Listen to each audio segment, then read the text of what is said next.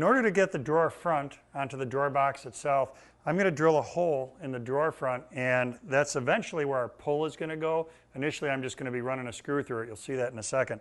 But it gets me to where I need the exact center of this board.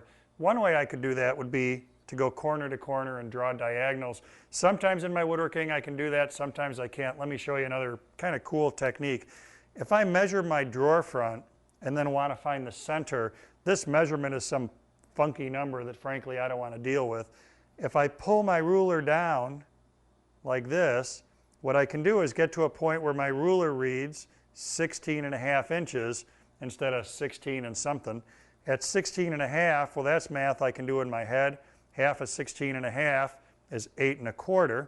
So I'm going to mark that point here on the board. And then using a square, I'll square through that point. Now I know the center this way.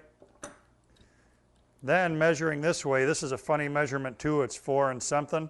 If I pivot my ruler a little bit, now it's a perfect 5. I know that half of 5 is 2.5.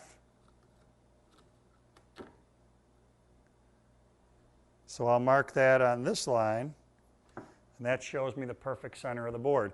So angling your ruler until you get an even number that's easy to work with is a great way to divide parts in half or even thirds or fifths, depending on what the project calls for.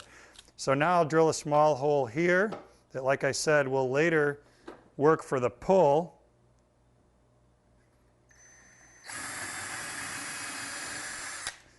But in our next step, it's going to help me center this on the drawer box.